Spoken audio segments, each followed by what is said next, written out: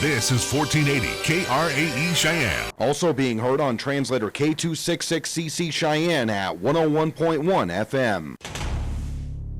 What you are about to hear is a sports talk radio show unlike any other that has ever before been broadcast in the capital city of Cheyenne, Wyoming, USA. This is Cheyenne, Wyoming's Sports Talk Authority. The Wyoming Cowboys, the Denver Broncos, the Colorado Rockies, and the Denver Nuggets. The show is local, it's regional, and yes, the show is national as well. Wyoming Sports Talk Today is on the air.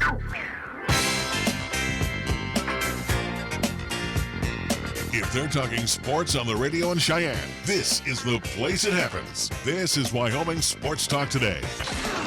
Welcome to the Tuesday afternoon edition of Wyoming Sports Talk Today on this first day of October. And does it feel fall? What are you shaking your head for? Because it's way too cold for this. I know. It's supposed to get snow it overnight. Sucks. It's pathetic. But by the time we get ready for football on Friday, it'll be all better. You better hope so. It will be, according to the forecast.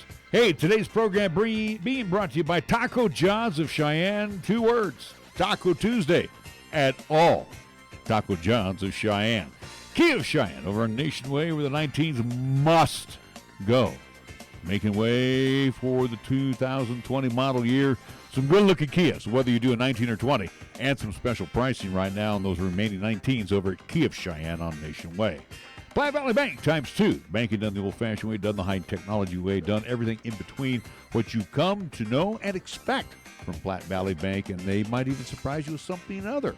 So check out what's going on with Rick and the gang over at Platte Valley Bank on Banda High and at the corner of College and Pershing. Chick-fil-A at Windmill and Delrange across from Powers Field and Menards, again for a limited time. There's frosted caramel coffee on the menu, along with mac and cheese. That might be a mainstay, and it's doing very, very well. Again, Ray and Cindy invite you to come on in or use the 2 convenient drive-thrus. Bottom line, they're open Monday through Saturday for 3 squares, breakfast, lunch, and dinner. Chick-fil-A of Cheyenne. Medicap Pharmacy. For all your pharmaceutical needs, Bluegrass Circle next door to Texas Roadhouse. Shop inside or use the convenient drive-thru. They're open Monday through Saturday. Brand new to our program, 714 Central Avenue. My good friends Bruce and the gang over at B&B Appliance and TV. Check out everything that B&B offers, and you know what? They service what they sell too. So see our good friends over at B&B Appliance and TV, 714 Central Avenue. Lennox Auto Body over on Dunn Avenue, the Auto Glass and Detail Center over on Pershing Boulevard, both part of Lennox Enterprises, serving our community needs for the last quarter century. First Year Bank, 1508 Stillwater Avenue, offering some fantastic CD rates right now. So see our good friends over at First Year Bank. They're open Monday through Friday. Again, banking in the old-fashioned way. You, customer service, always first and foremost. And we want to thank Mondello's Pizzeria at 1507 Stillwater Avenue, Suite D in the Greenway Commons. You like Paisan cuisine? I love Paisan cuisine, especially when it's from Joe, because you know why? It's family recipes. It's not corporate recipes. You're sitting down and having dinner with the family every time Joe prepares a meal over at Mondello's Pizzeria. Whether it's good old-fashioned pie or you do a sandwich on fresh baked bread with all fresh ingredients, I'm telling you, it is fantastic. The guy's been around here for almost 5 decades. Kind of tells you that he knows what he's doing, and obviously you like the product as well. So stop on by, see Mondello's Pizzeria 7 days a week, Monday through Sunday, 1507 Stillwater Avenue, Suite D in the Greenway Commons. And it's time to check in with our scoreboard. It's being brought to you by Pepsi of Cheyenne. Here's Nick. Well, mine's a quick one, as only one game to focus for tonight. LCCC women's volleyball on the road down in Otero, at least taking on Otero Junior College. That is a 6 o'clock at least tip time down there in Colorado. So good luck to LCCC women's volleyball as they take on Otero, the Lady Rattlers of at least Region 9 Conference. Also, too, do run on my folks coming up this Friday here on 1480 KRAE, 101.1 FM. 1480KRAE.com is where you can hear the contest video live streaming on Periscope, which you can find via Twitter, and also to the 1480 KRAE YouTube channel, where we will be up in Casper, seeing Casper Kelly Walsh once again, the Trojans, as they play host to the Central High Indians. That is, as we confirmed it, or at least I have confirmed it, it is a 6 o'clock kickoff time up there in Casper this Friday, so about 5:30 tentative pregame show here on 1480 KRAE. So looking forward to that, as it is, Week 5, game number 6, however, in Class 4A of the 2019 campaign. And also, too, on top of everything else, along with our scheduling, again, do on our mind, folks, on 1480KRAE.com, at least under our sports broadcast schedule portion of the website, we have posted the LCCC men's and women's basketball schedule, broadcast schedule here on KRAE. So at least go check that out, see where we will be located out here in 2019, 2020, and at least get ready for the LCCC men's and women's basketball season. It's coming up in about a month or so, at least, about a month and a couple weeks here on KRAE. All right, all I've got is Major League Baseball. One game on the schedule for tonight as we go to the National League. One shot, you're in. It's Milwaukee at Washington in the wild card playoff. The A's tomorrow night, and Tampa will be in the other wild card contest. But tonight, prime time between the Nats and the Brewers. Let's see. We do have teams getting underway for a championship tonight, or at least it's game 2. It's on ESPN. How about WNBA Finals as well? Again, if for whatever reason, let's see. Wait a minute. We haven't talked about it all season long. I'm just saying the finals are on, so again, you have no excuse to say you got one thing. Right, Brandon Woodruff will be on the hill for the Brew Crew. Max Scherzer for Washington tonight. Again, win and you're in. And of course, the winner of this game will get the Los Angeles Dodgers. Lucky you. All right, our scoreboard brought to you by Pepsi of Cheyenne. I'm Nate. And I'm Kate. And we're not just literal taste buds. We're best buds. And there's nothing that we love more than a cool, crisp, deliciously refreshing Pepsi. Sure, we live inside your mouth. But that doesn't mean we don't enjoy the finer things. Hey, Nate. Pepsi incoming! Here it comes! Tastes so good. Tell me about it. So, amazing. That's what I was thinking. It's like we share the same mouth, Kate. Forever and ever, Nate. Make your taste buds happy and pick up a delicious, refreshing Pepsi. Hop into the KRAE Time Machine each Monday through Thursday for the golden age of radio, featuring famous radio classics such as Jack Armstrong and Suspense Theater, along with pioneers in the entertainment industry like Bob Hope and Abbott and Costello, along with many other performers who've captured our ears many, many years ago. Join us for the golden age of radio Monday through Thursday, 8 until 10 p.m. on 1480 KRAE, also 101.1 FM, and you can also stream all of our programming on 1480KRAE.com. The message is simple. Drive sober or get pulled over. If you drink and drive, remember it's illegal and it can cost you your freedom or worse, your life. It's been determined that a blood alcohol content of 0.08% or more can impair you considerably when you are behind the wheel. Financially, it can devastate you if you get arrested. More importantly, it could result in losing a friend or a family member. That price is too high to pay. Call a designated driver after enjoying a night out and get home safe. Paid for by Federal Highway Safety Funds. In life, you question everything. The same should be true when it comes to managing your wealth. What are your investment recommendations based on? How much are you paying in fees? And how can those fees impact your returns? Charles Schwab encourages investors to get engaged and ask tough questions. To learn more, call the Schwab Cheyenne branch at 307-459-0998 or visit schwab.com/Cheyenne. Charles Schwab and Company, Incorporated. Member SIPC. When you say Mondello Pizzeria, think authentic Italian. When you say Mondello Pizzeria, think made fresh from scratch. When you say Mondello Pizzeria, think great pizza, delicious Philly cheesesteak, superb hot and cold Italian sandwiches, meatballs, sausage, and special subs, calzones, crisp salads, and great service. When you say Mondello's Pizzeria, think unmatched Italian taste. Mondello's Pizzeria, 1507 Stillwater Avenue, your only true Italian stop for lunch or dinner. You can actually get something good for your health at a drive-through window. When you order your next prescription from Medicap Pharmacy, call ahead and use our drive-through window. Or you can call for free delivery. You can even log on to Medicap.com and order a prescription refill. Your Medicap pharmacist will call you to make arrangements for pickup or delivery. Medicap Pharmacy will always make time for you. Medicap Pharmacy, 1947 Bluegrass Circle, next to Texas Roadhouse in Cheyenne. Or call 635-3712. Here's the latest weather forecast on 1480 KRAE. For today, it'll be mostly cloudy with highs around 50 and winds out of the east at 10 to 15 miles per hour. Then for tonight, it'll be mostly cloudy once again with rain showers likely with lows around 33. On Wednesday, it'll be sunny with highs around 61. And on Wednesday night, it'll be mostly clear with lows around 29. Fat, lazy, and stupid is no way to conduct a sports talk radio show. We've thrown down the gauntlet, upped the stakes, and made it clear that when it comes to sports talk radio in Cheyenne, there's a new player in town. This is Wyoming Sports Talk Today, and it's only here on AM 1480 KRAE.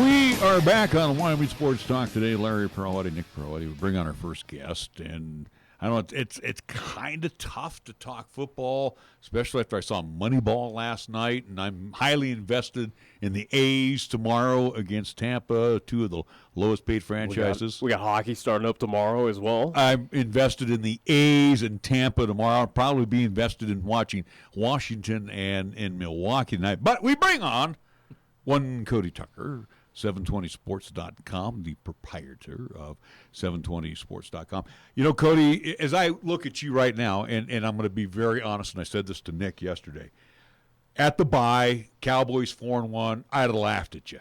Yeah. I thought definitely 2-3, and then we were talking even way back in the summer, maybe Nevada, New Mexico, CSU, winnable. So probably 5 wins for the Cowboys on the road. I've got question marks. Now, at 4-1, we're looking for 2 more wins to be bowl eligible. Still, Nevada, New Mexico, CSU at home, very winnable. Maybe get one on the road. Who knows? This team could be an 8-4 candidate, even better. Right now, I guess the ball's in their court. Yeah.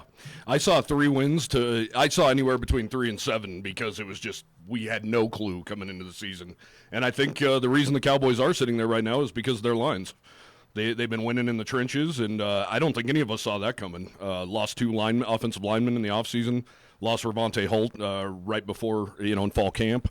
So, and young, undersized. I don't think any of us saw that coming the way they've dominated. Especially on the defense, where we look from what it's been the past couple seasons of being one of the top 5 premier defenses in the land. Again, the stats to back it up.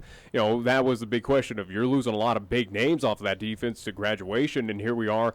Now we're seeing that this team, or at least on the defensive side of things for the Cowboys, has not missed a step, if not is kind of meeting those levels, if not exceeding expectations of what we were anticipating. And again, looking at the turnover margin, you go back to week 1, taking out Mizzou there in Laramie. It's the main reason why you got that win against the Tigers, without a doubt. Absolutely. And one stat that sticks out to me, with Grandy and Prosser and those kind of cats on the line last year, they had 19 sacks all last year. Wyoming has 19 sacks right now, and they're 4th in the country. I mean, that's just one stat that really sticks out. Guys aren't running the ball on this defensive line. Missouri's gigantic SEC offensive line did not move them around, did not push them around whatsoever. You look at the Cowboys, and again, the bye week probably came at the perfect time. I think, there's some bodies that are banged up, and they need to get well. But let's take a look at the Cowboys as we get ready for Mo West action, more Mo West action. And we know that Chambers, great read option quarterback. Yeah. I will give him his due as a redshirt freshman. An RPO, especially when he has to pass on the run, not really. But as a pocket passer, the guy's got a cannon. Yeah. And he's got wide receivers that got stone hands, most of them, except for maybe Harshman. He needs to hit him a lot more down the seam. But the thing is, with Air Force, you know what to expect. 3 yards in a cloud of dust. Yep. With the Wyoming Cowboys, you're looking at a situation where they can bang a home run on you real quick. Teams are going to get hip to that. The better teams are. So what does the Cowboys need to do to make Sean Chambers or that passing game a little better? What I think they need to do, Larry, honestly, I saw it in Tulsa. I never came away from a game yet this year more encouraged about the Cowboys as I did from Tulsa, the one loss. They played those last 3 drives. They just went out and played. You didn't have time to think. You didn't have time to get your wide receivers are making plays for you because they're just showing their athleticism. You need to move the ball down the field. It reminds me of last year against Wofford when they finally woke up at the end. When they can just react instead of think so much and they don't see a ball on, imagine being a wide receiver and running all those routes. Would they run the ball 17 straight times to open the game on Saturday? Yeah. Those guys ran 17 routes. And then all of a sudden you get your one chance maybe of the day, and I'm sure they're a little nervous. I'm sure they're thinking too much. And also, too, it becomes a little disconcerting as well okay, I guess I'm not a part of this. Again, I'm not contributing, and, when is my turn, so to speak, again? They are human out there, and, hey, they want that attention or at least have that opportunity to showcase off their skills. But, again, it is something that we even talk about with Sean Chambers of, we had this debate, and I kind of thought at least – brought it to light of, is Sean Chambers, again, as young as he is and still developing and getting into kind of comfortability with Wyoming Cowboys, is it a situation where he does have good legs and has that option to run? When he's flushed out of the pocket, whether, again, if that offensive line just has those moments, which it's had throughout this season, is it something that Sean Chambers is also, too, getting inside of his mind, kind of creating a great debate, so to speak, in his mind of, should I throw it? Should I just run it myself? Here's the pitch. It seems like he is, at this point, kind of overthinking things. And again, whether it leads to the positive or the negative, that's to be determined throughout these games, throughout this 2019 campaign. But it does seem like right now you kind of see that with Sean Chambers, that he is having that kind of great debate in his mind of what does he do? I 100% agree with you. And we sat next to each other for the Idaho game, and we saw it ourselves. When he was back in the pocket, he looked so uncomfortable. And I know he was thinking in his head that, I need to throw the ball better. I have to throw the ball better. We're playing Idaho. This is where I need to make hay in the passing game. Tried way too hard. He had happy feet all day long. And then they just said, all right, let's go back to Old Reliable here. But Old Reliable, I feel like you guys don't feel it's sustainable. It got Sean killed last year, for one. And our offensive line has getting their legs rolled up on and getting hurt, and they're razor thin up front too. And they've really been able to step up guys like Frank Crum, but that's why they're getting rolled up, because they're running the ball so many times. I think averaging 48 rushes a game. Mm-hmm. That's Air Force guys are made for that. Right. Wyoming's guys are, they're tough and they're doing a great job, but sustainable, I don't know. I don't see it. I like how you guys mentioned there 17 times they come out running and you're a wide receiver, and the Cowboys feel like you're a wide receiver in the wishbone and your number's never called. Well, it worries me about recruiting wide receivers in the future. I mean, is this the identity now that they're going to run like Air Force and then pop one on you here and there? Well, but you listen to Coach Bull, and Coach Bull's constantly says we got to shore it up. We got to get better. Mm-hmm. But again, we don't know what's going on right now inside the facility over at UW. I mean, Chambers could be right now doing a lot of 7-on-7. We don't know. Yeah. But the bottom line is, getting into, Coach Bull's mindset here, if he's going to run a pro-style offense with Brent Vigen calling the plays, pro style calls for about 30 passes a game. Yeah, and I don't think Sean's getting a lot of touch on passes. I don't think, he hasn't settled in yet. We have not seen him with the ability to settle in yet. I could not believe at Texas State I'm sitting there watching 12 straight rushes like that. And then to follow that up with 17 this week, obviously it was working better this week, but it's just not sustainable. He's got to throw the ball. And again, too, we're hearing Texas State, we're hearing Idaho, and I'm not going to discount Tulsa. I do believe we should be sitting right now undefeated. Agreed, but 2 yards and we could throw that out the window because, again, I don't throw any fault on that. That's just one of the errors that happen in the game. But you look at coming back after the bye. Yeah, you got a home game. Then you got some tough customers. Well, they go to San Diego State. They got San Diego State, and then you get New Mexico. But you still got a tough customer in San Diego State, which I think is very winnable. I'm not all that impressed with San Diego State. They have a great rush defense. But I'm also concerned about that road trip when they're gone. Yeah. And again, they're going to go up against three teams that let's give Boise first their due. They're going to stack the box. They're not afraid. Oh, they'll challenge you to go against their secondary. Utah State, not too. I give Boise State more prompts on their defense, and Air Force is going to practice against themselves. Yeah. So, I'm just a little nervous that when you get down into the meat and potatoes of the Mountain West, the Mountain Division, Cowboys might run into some problems. Yeah, you got to find a passing game. You just have to. And what I was encouraged by this week, even though there was only 5 completions, was 2 of those, like you mentioned with Harshman.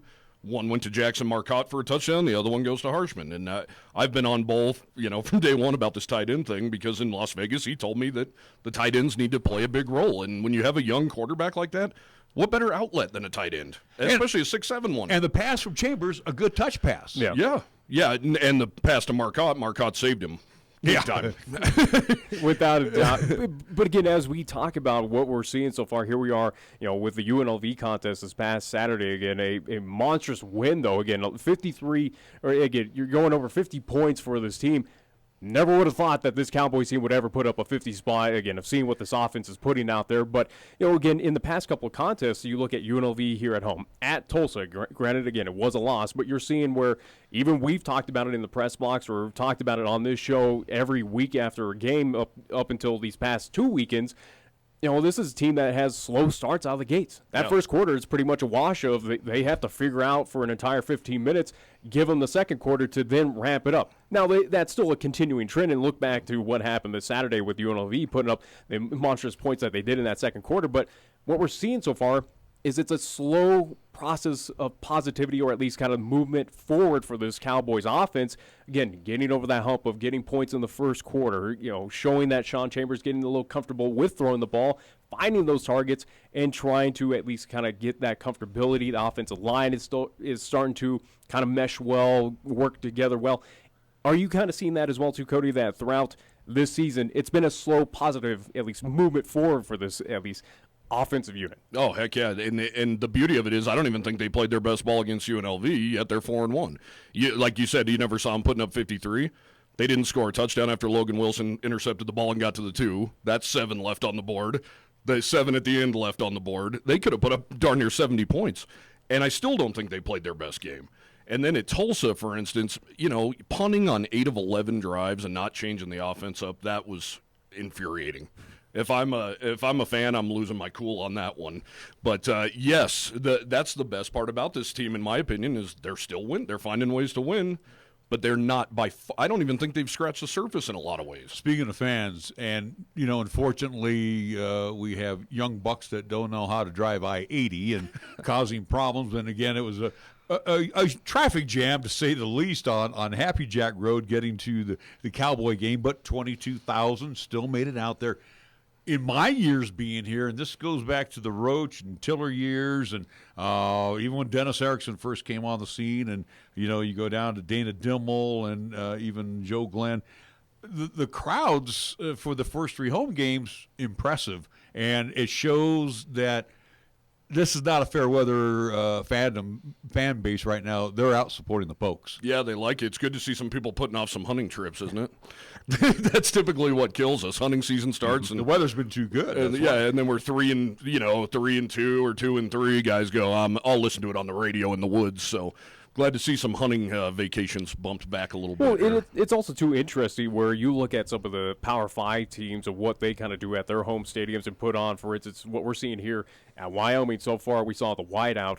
We saw the kind of stripe out against Mizzou. You're seeing all these kind of themes. With the Idaho game, they gave away replicas of War Memorial Stadium. Upcoming, they have the Gold Rush for New Mexico. They'll give away, I do believe, a rally towel later down the line. Again, it's interesting to see that the Cowboys kind of adopting that minor league baseball feel, at least what we've talked about, of kind of encouraging fans again. Hey, what's the best 4-letter word out there? It's free. Yep. Here's some free stuff for you, and here's an added bonus to bring the families out and enjoy a game on top of everything. And make it an event. And one of the things a lot of Wyoming fans expressed to me that they really don't like, but I think is helping, is you cannot leave at halftime. You can't. Once you come in the stadium, you cannot leave. And I think that's really helped, because how many times have guys gone out and got a beer when they're down 20 at halftime? You go get a beer, and you're like, heck, this beer's free. I ain't going back in there.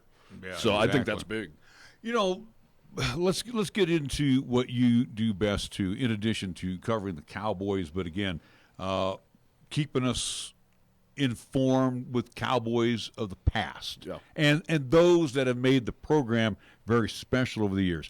And most recently, and a friend of mine for 30-plus years, Mad Dog, was honored this past Saturday at the War, and fortunately we didn't make it over.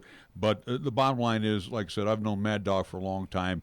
And when you go to honoring an equipment manager, you know this man is something very special at the University of Wyoming. Yeah. Have you had that chance to catch up with him? I know that you saw him, I think it was in the Performance Center. Media Day, yeah. Yeah, and you wanted to make sure you had a chance to chat with him. Have you had that opportunity? I haven't. He's actually the busiest retired guy I think I've ever met. But I remember even as a young kid watching those games, and it'd be freezing cold, and I'm in the student section, and here comes this big mammoth of a man with a walrus mustache and shorts on, always wearing shorts no matter how cold it was. And I've actually had the opportunity, although I haven't talked to Mad Dog for a story yet, I've talked to a lot of former players about Mad Dog, and it's funny to hear there's a love-hate relationship with so many of them, because he was the kind of cat where Marcus Harris, for instance, not to put him on blast here, but he would tell me, I liked Mad Dog, but there was times I wanted to strangle him because I'd come in there and go, hey, man, I need new gloves. My gloves have holes in them. Oh, those are fine. You'll be fine. This is the Bolitnikoff winner, and he wants some new gloves. And he's like, acts like it's coming out of his wallet, so he says no. So it's kind of funny to hear that kind of stuff and hear these kind of stories. And Jeff Boyle was just telling me how much he enjoyed him. And Jeff had to have his jersey, like, specially tailored. Mm-hmm. I mean, his arms were so big he couldn't even put his letter jacket on. So. And again, we're talking about Mike Anderson, who who was over at UW. Gosh, I can't remember how many exact years. Like I said, I met him in '87. Imagine how many coaching changes he's gone through. Yeah, it's like that and ADs too. Yeah. Without a doubt. Now, at least talk about at least the past, or at least kind of the history of the University of Wyoming, especially on the football side of things. Something that we have yet to talk with, and we will be able to next week with AD Tom Berman when he joins the show here. But something that we have yet to at least kind of get outside thoughts on, going back to that Idaho game, taking on the Vandals, where at halftime it was a situation, a very great moment to see out there on the field of the Black 14 getting their honorary, at least Letterman jackets, a good, at least ceremony, again, good speech by AD Tom Berman out there. But, again, at least, Cody, just give your thoughts on just the University of Wyoming kind of making amends and doing that this season to remember those of the past. And why did it take 50 years? Yeah, no. So growing up here, I've heard from both sides of the aisle. I've heard people that really, said, I'm still with Eaton. And I've heard people say, man, we need to fix this. So it's been unique to hear that, because now all you're hearing is, oh, why did it take so long? And, man, I love these guys. But there are some people out there who are not thrilled about this whole thing. So it was great to see, and the best part was it seemed sincere. It didn't seem like Tom was just reading off a teleprompter and get me out of here. It seemed really sincere, and the greatest part about it was reading what the guys had to say. They were just like, man, I never thought I'd see this day come, and I believe Tom Berman, and I believe these fans, and it was a big deal, man. It was a huge deal. I mean, a lot of people don't realize that Wyoming was like better than Boise State back then. Like, they were the Boise State before Boise State back then. So it was a huge deal. So it was good to see. It's interesting too for you guys, obviously, since I'm older. And again, mixed emotions on that 1969 problem. But if you think back to the Mexico City games of 1968, where Tommy Hines, I can't remember the other gentleman, where they raised their fist on top of the platforms after receiving their medals after winning the 100. That and the country was in a turbulent time in the late 60s. So you had. And let's be real honest, this is Conservativeville, USA. Sure. So, it still was stinging from that particular event. How could it happen here in Wyoming, where you're giving that side of the story? Then on the other side of the story, it was like, well, we understand what's going on. It's, it's part of the culture at that time. Now it's like everybody knows that it's, we see protests every week now. Yeah, but the thing is, though, like I said, I stand up here today, or sit down here today, and I also salute Tom Berman, who took the time, the effort to make this happen. Yeah. And again, there was, 3 other athletic directors in front of him. Let's see, Roach, Moon, Bardo, and Bardo. That none of them, they all mentioned it. They all let us know about it, but no one really stepped up and said, we need to take it. We need to, take this thing full force and say, hey, we messed up. Yeah, it was interesting watching the replay of the game last night that Tom actually has been in communication with these guys for a year. This wasn't just a spur of the moment, like, let's do this. He went down to Florida and met them and got to know them first and made this a big thing. It's been a big project for him for, more than a year. So that's pretty impressive. But the thing, Larry, that I always go to about the Black 14 not being alive then and all that is what pisses me off the worst is that BYU became great after that.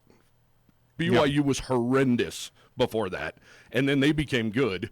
And a lot of people don't realize that Wyoming, it happened at Wyoming, and this bad thing happened at Wyoming, but it happened everywhere BYU went on the road after that. Like where students are rushing the court after their basketball team, and there's riots and stuff going on outside stadiums in Albuquerque and Fort Collins and stuff like that. So Wyoming really paid the price for that. But the fact that BYU went on to become what they are just makes you want to puke in your soup, to be honest. All right, we need to take a time out. We're going to come back with more with Cody Tucker after these words here on 1480 KRAE. Taco Tuesday is calling. That's the sound of tacos packed with seasoned beef and classic toppings for an amazing price. Save on seasoned beef tacos every Taco Tuesday at Taco John's. Craver Savers. Crunching. Taco John's. Bigger, bolder, better. Answer the call of Taco Tuesday with 89-cent seasoned beef tacos every Taco Tuesday. Come one, come all to the 3rd Annual Fall Halloween Festival Farmers and Crafters Market presented by family-owned and operated Riverbend Nursery and Stone Company. This annual event will be Saturday, October 19th from 10 a.m. till 4 p.m. at 8908 Yellowstone Road. It's only $5 entry per carload.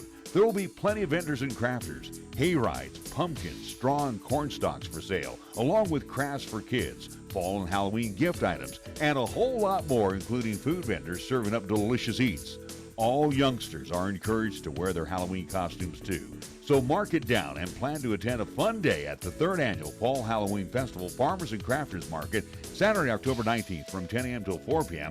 Brought to you by Riverbend Nursery and Stone Company on Yellowstone Road in North Cheyenne. First Tier Bank strives to remain competitive and offers some of the best CD rates in the community, as well as area banks and credit unions per Rate Watch reports. How does that make a difference to you? First Tier Bank can assist you in securing some of the best rates on CDs. First Tier Bank offers the personalized customer service you've grown accustomed to and deserve. Plus, feel confident that your finances are taken care of by a responsible, knowledgeable staff. Call 307-632-3500 and ask for Caitlin or Debbie. Member FDIC, Equal Housing Lender. At Platte Valley Bank, we love to see our customers come through the door.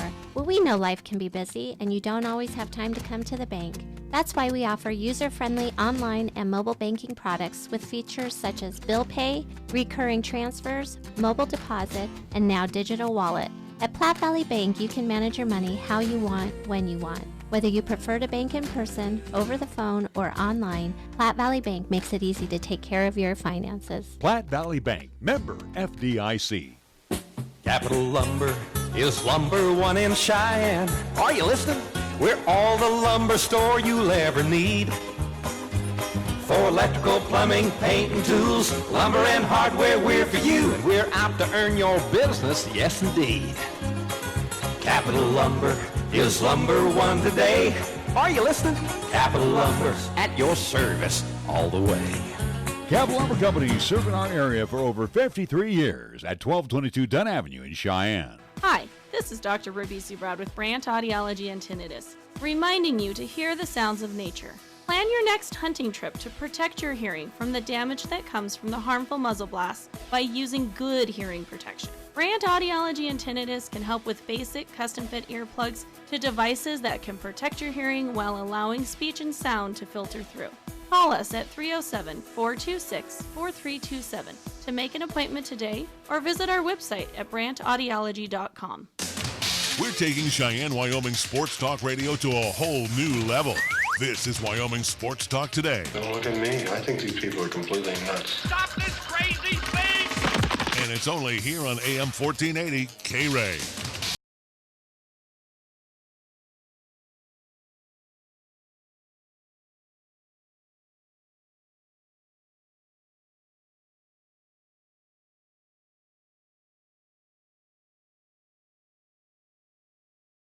On Wyoming Sports Talk today, I'm going to move move a little forward and get off football, and again, this kind of goes back to Cody Tucker with 7220sports.com. Basketball season. We all got our invite to Media Day forthcoming for Alan Edwards' edition of the Wyoming Cowboys. I want to go to the Cowboys of the past.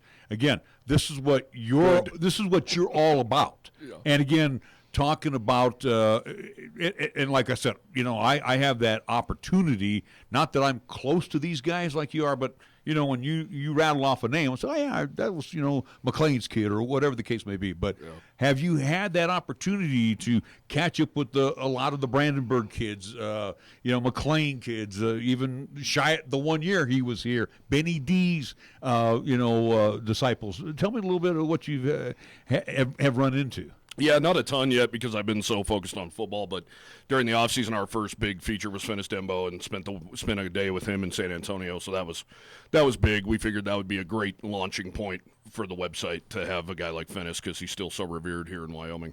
I talk to Reggie Slater often. Haven't done a story with him yet, but he owns a bunch of successful oil changing joints in the Houston area.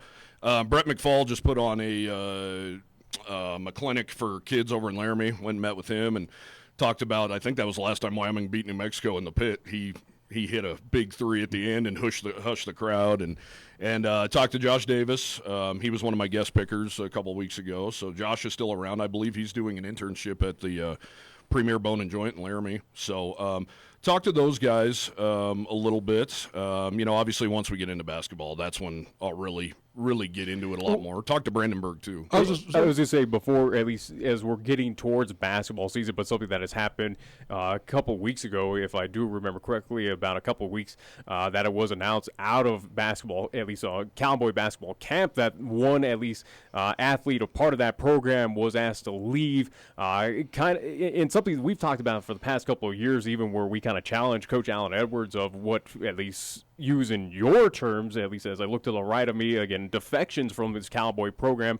Again, it's just another knock of what we're seeing of where athletes, a part of this Cowboy basketball team, find ways, whether it, again, you understand the family reasons or the health issues of why players leave, but it seems like more than not, we're seeing a lot transfer out or being removed for whatever reason, and it is becoming a kind of black eye, so to speak, about that Cowboy basketball program heading into this upcoming season. Yeah, no question. When I had the opportunity to talk to Tom Berman and do a Q&A with him, my first question is there a culture problem with this basketball team? And really, Tom, you can't tell me there isn't. Like, what is going on? We've never had defections like this in basketball. Very proud basketball tradition. I know it was forever ago, but we have a national title. A lot of people can't say that about basketball. Not to mention the arena auditorium is beautiful now. It is one of the premier joints in the Mountain West by far. Something's going on. Something's wrong. And I think Allen's got a big year ahead of him. It's a very important, crucial year. If they're not at least, there was times last year watching from afar, they weren't even competitive. I turned off a CSU Wyoming basketball game. That doesn't happen in my life. Fans did not turn out last year. No. And again, that was probably the least watched in the arena auditorium in a long time. No kidding. By no fans. There was a lot of empty seats there, and that was kind of embarrassing to the kids. I want to go back to, you mentioned a gentleman that, for us older folks, pretty revered, and that would be Jim Brandenburg. Mm-hmm. And you look back at the Brandenburg Sweet 16 team, and then he's gone the next year, and he's off to San Diego. Yeah.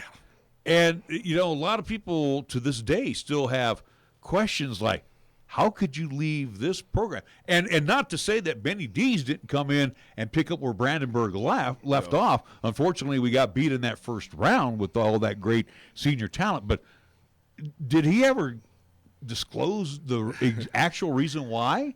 We haven't got into it that deep yet. I was actually supposed to meet him when we were in Texas, and we ended up not being able to do that for some reason. But we talked about it a little bit, and I think it was a lot of promises from San Diego State. And from what I understand, he ended up, his basketball offices were in a trailer outside of a dumpy arena. And which they never fixed during his time there. No, I think a lot of promises that weren't kept, and it had to have been something for him to leave that group. It was the moon that they basically offered him. Yeah. You look at, and I'm glad that Nick brought up the basketball, way the situation is today. But the names that you threw out, the Brett McFalls of the world, the Josh Davises of the world, I think there's Brad Enzi, he's still hanging around here. You look at some of these past basketball players we get a chance once in a while to rub elbows with. What is the one thing that they can remember being a part of the Cowboy teams? Again, these are all different coaches, too, that they all played for. Yeah, the one overwhelming thing they all talk about is the AA. When that team's winning and that place is popping, there's no – I argue it could be better than the Pit. When Wyoming beat Utah for the Mountain West title game, when Marcus Bailey stepped up and hit a couple of gigantic free throws, that place was filled to the rafters, and that place went completely berserk. I'd never heard anything like that. So when Wyoming basketball's going good, it is good. That's what makes you get in the car when it's icy and brave it getting over there. Now it's like, there might be flurries in the air. There's no way I'm making that trip, and that's sad. I wish that they had those acoustics fixed when I was doing the PA back then. Either way, though, but I think with fans, and just to give them a plug as well as we get ready for that media day coming up next week, but where fans are saying, hey, don't care about the flurries, don't care about the ice, whatever conditions to get over to Laramie, is Wyoming Cowgirl basketball. Now with at least a new head coach, again, he's been a part of the staff, that being one, Gerald Mattinson, that we have at least had the opportunity to talk with and kind of preview, again, a local, at least, product, playing his own ball up in Casper College, coaching in Rock Springs as well, too, even with Western Wyoming out there in the JUCO side of things. Again, the new era, but it is something there with Cowgirl basketball. Fans expect that it's going to be a winning program. It's pretty much almost a guarantee that, yes, you are anticipating that the Cowgirl basketball team is going to be above 500, competing at being one of the top 4 teams in the Mountain West. You're going to put on a phenomenal product there in Laramie. Yeah, we're spoiled. Yeah, well, it's stability and it's being consistent. They've had the same coach for how long? And now it's not going to be that much of a change. It was kind of hard to see Chiat leave again, retire, and only to pop up in Dallas a week later. That kind of raised an eyebrow. Yeah, I mean, we've had so many basketball coaches, and the only time we had any kind of consistency recently was Steve McLean, and he played a brand that didn't make a lot of people happy because they didn't care about defense, and they ran their tails off, and they'd outscore you 86-85, and that's all that mattered is getting the win. And then Chiat was the polar opposite, only cared about defense. So that was tough, and then I don't know what the hell Heath Schroeder was up to, but that was a brutal time, not to mention in the classroom, which also turned people off. That was a waste of time, to be real honest, here in UW history. Yeah. So, looking at football players, too, from the past, as you brought up Marcus Harris, and I also thought of his receiving mate on the other side, Ryan Yarborough, back in the day. Guys that you've had a chance to reach out to, I guess the question would be, how is the response back when you send the inquiries out? Hey, I want to chat with you about this on our website. Oh, it's been unbelievably great because, you know how it is with athletes. They're used to being on the front page. And these guys, when they were here, it's not like Wyoming's got a ton of media, so they didn't really get them. Imagine if Marcus Harris was doing that at Alabama. It would have been unbelievable. But here, it was great. Well, it lasted, but Marcus, I think, forgets that, thinks he's maybe a little bit forgotten about. And I have to tell him all the time, your picture's still on the wall, all over the place. They bring up your old stuff all the time. But, like last week, I reached out to Patrick Chukwura. We talked for an hour. He's great. But, he feels forgotten, too. And he played during some forgettable years here at Wyoming. So he didn't get, those guys just didn't get a lot of media. And then it's hard for an ego, for an athlete to fall off the front page and fall out of, thinking you're forgotten about. So it's really easy to play on that. And one of the main ones that has been fantastic, and they all have been, but Ryan Christopherson. Yeah, he was terrific. And he actually, he said, hey, I want to write a book. And after I read that and woke up to that this morning, seeing that I was the best 34 in Wyoming history, like who the hell else would have been, he said, I'd really like you to help me write a book and stuff like that. And we're going to meet in San Diego next week. And it's great. It's been great. You said something that's very profound about the media. And again, I've been on the left coast. I've been in Colorado. I've been here. And I've never seen media like ours that, again, UW is the only school we got. Yeah. So, again, everybody, just converges on UW, whether it's coaches or, like you say, players, and they are given that spotlight. You don't see that too often down in Fort Collins, Boulder Air Force. You don't definitely see that on the left coach. As a coach puts a player in, they're out. Yep. So the thing is, too, I like when you mentioned that these guys will kind of cozy up to you because they know how they were treated when they were out here during their 4-year stint. Yeah, and it's a little weird, too, for UW. I think as far as my thing that I'm doing now is going, they're not used to having more media, and especially media like myself that I'm getting into all angles and, digging into every single thing, and not digging in a bad way, but digging. And I don't think they're used to that. I think they've been used to a status quo kind of thing over there and, follow the rules. And I think that's why our friend Dino probably had a little bit of trouble over there. He was radically different than anything UW's ever seen. So it's also been a learning process for guys like that, or for the UW athletic department. I don't think they're used to this. Yeah, without a doubt, it gives more option, but also, too, as you mentioned, it gets away from that status quo, even here on our show where, again, as much as, hey, you want that positive story, you want to at least kind of put that spin to say, hey, UW Athletics is doing phenomenal over there, but also to, again, challenge them of, hey, this is wrong, what's going on here, why did it take so long, what's going on with this situation. So it is fresh to do that, but do want to at least kind of correct you as well, too. It's at least here in the state of Wyoming, our only D1 program. Let's not forget that we do have phenomenal JUCO schools like LCCC as well, too, again, with our athletics here on 1480. How about 4-year institutions? There you go. How about that? Let's not forget the JUCOs here in the state of Wyoming, because, again, with LCCC. But, again, as we talk about the past, but I want to move back to at least to the here and now and also to the future, and it was something that was brought up this past Monday at the press conference for at least Coach Craig Bull, a little small snippet where he at least addressed it and gave his thoughts on it, and also too was worried that it was going to get national headlines of what he had to say. But recent bill that has been at least officially signed into law, it won't go into an effect until I do believe 2023 out in the state of California, but it has been addressed by the state of California that at least collegiate athletes in that state, doesn't matter what college program, where it is, what level it is, that likenesses, they have ability to at least, again, put their names and make money, or at least kind of profit off of their own likenesses, their own names on products, whatever they may want to. And the school has no say-so. The NCAA has no say-so. What is your thoughts on that possibility of becoming a national thing outside of California? Is this something that the NCAA is going to work with state of California? Is this going to be butting of heads, or is it something that we could eventually see here in the state of Wyoming with at least the University of Wyoming that, yes, those Cowboy athletes who make billions of dollars or millions at least for the Wyoming Cowboy, at least for the University of Wyoming, that could be a legitimate possibility for them to at least use those likenesses. Yeah, I think it's a slippery slope. I think we're seeing in college football already that free agency is almost a thing now, which is kind of scary. What worries me, though, as a Wyoming guy is, will we get left behind in this? Because if we start getting into the paying and stuff like that, will anybody come here? Will anybody come to these small schools? Or, is this going to help Fresno State? Is this going to help San Diego State? Are they going to get, are they going to get some studs now because of this? It's so weird and it's so new. I'm old school, I guess, in this thinking that they're amateurs, they're getting paid, their degrees are worth a lot of money. If they do it the right way and they get their degree, those are worth a lot of money. They're worth their weight in gold, and that's talking to these old players. That's what they bring up. Ryan Christopherson was I think the 7th overall pick in Jacksonville Jaguars history.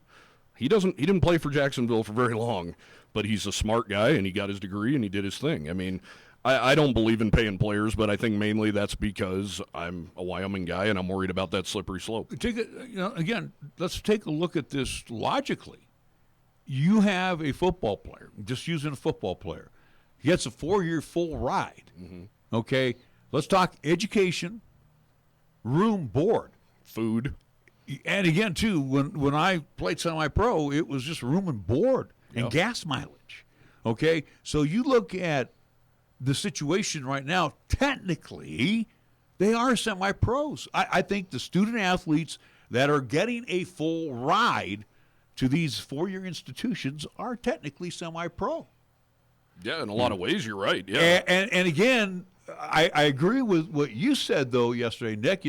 How can people make money off Josh Allen's name and Josh gets nothing out of it? Well, it's not off of his name, but again, with those jerseys, having his number, it goes back. It's been the argument for years of, well, here's, again, Baker Mayfield being sold jersey. You're familiar with the number. It just doesn't have his name on there, but hey, why isn't he making money that at least you, the University of Oklahoma, Wyoming, whatever it is, well, you're making $70 off of that because of the familiarity of that number addressed with whoever's name. But if we're talking about Josh, I'd love to talk to Josh because, as we all know his story, he sent out his name to everybody and his tape to everybody on the Sun, and Wyoming gave him a shot. But see, also, too, I disagree there as well because you look at the number 17, okay, and maybe back in the day, even though he didn't go to school at UW, Billy Kilmer wore number 17. How come he's not getting any residuals? It's like in my business, musically.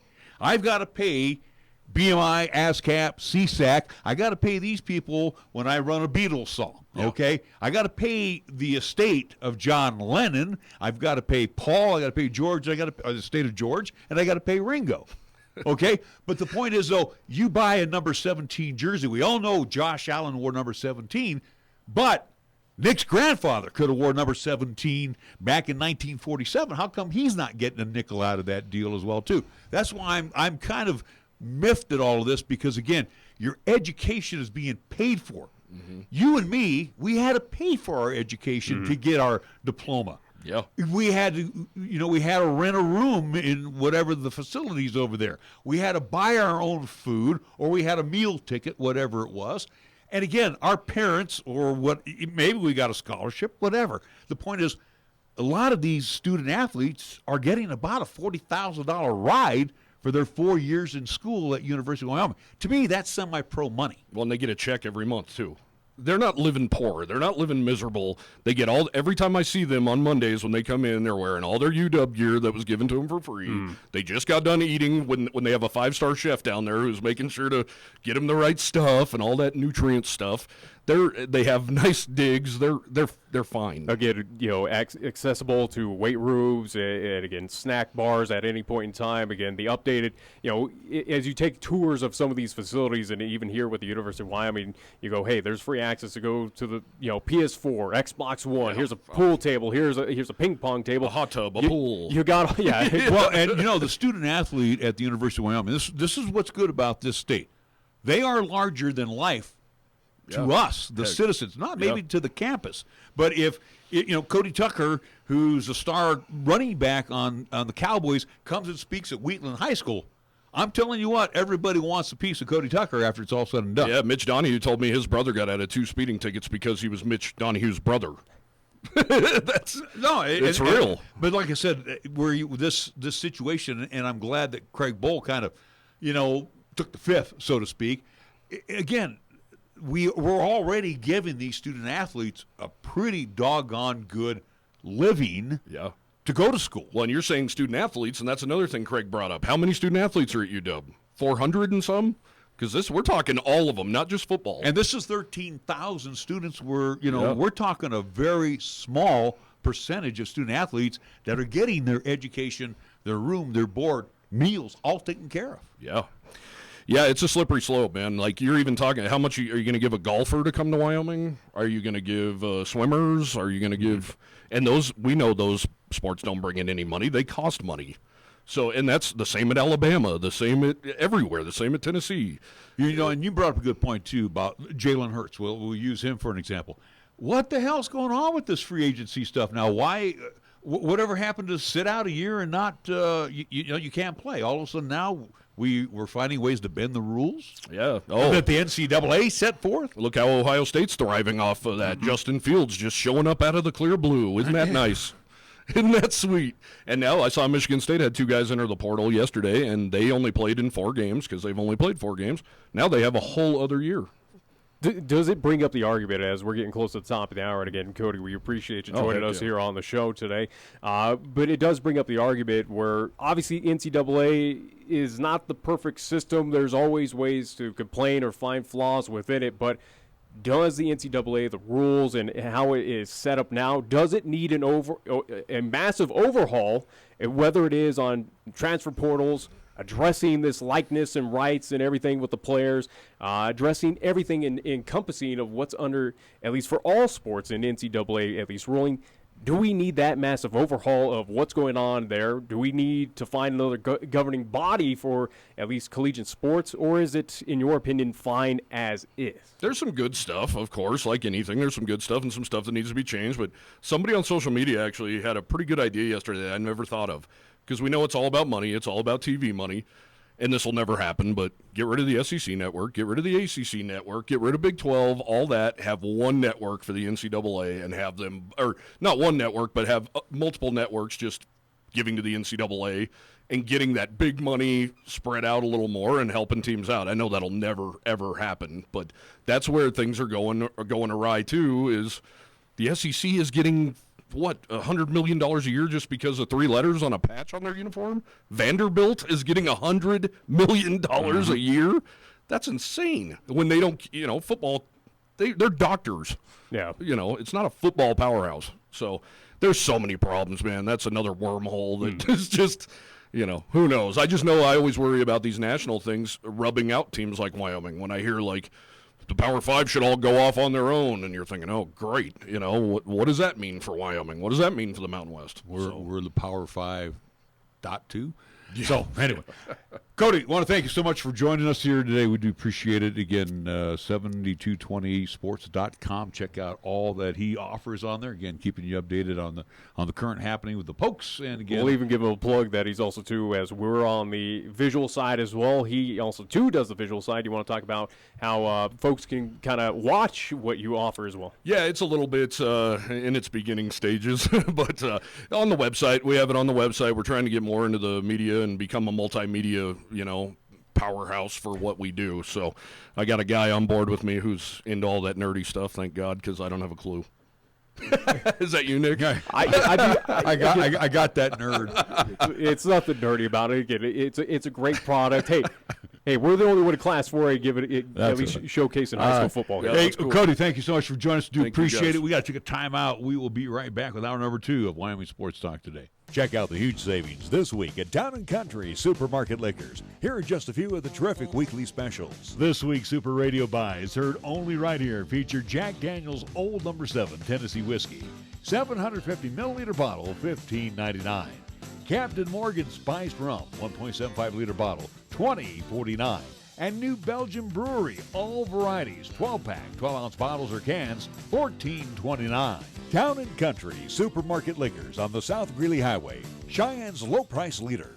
The team at Chick-fil-A, Windmill and Del Range, directly across from Powers Field and Menards, are proud sponsors of the student-athletes for the 2019-2020 school year for high school and LCCC. Not only do they support the athletes, but they are ready for your next cater-out event, meeting, or gathering. A special thank you to Chick-fil-A and all they do for 1480 KRAE and our sister station KYOI-FM during the year. For more information, call Chick-fil-A at 638-4444. For almost 60 years, 1480 KRAE has been Cheyenne's home for good times and great oldies. Add to that live play-by-play sports featuring high school football and basketball, along with LCCC men's and women's basketball. Now combo that with KYOI-FM and you have Cheyenne and the area's only locally owned AM and FM radio stations. But we don't stop there. We also have 2 FM translators which serve the area with programming from both KRAE and KYOI, and that equals a lot of bang for your advertising dollar. Radio yesterday and now today, along with our websites, web streams, and digital ventures, makes us your one-stop shop. For more information, please call Don Morris at 307-637-0301. The message is simple. Drive sober or get pulled over. If you drink and drive, remember it's illegal and it can cost you your freedom or worse, your life.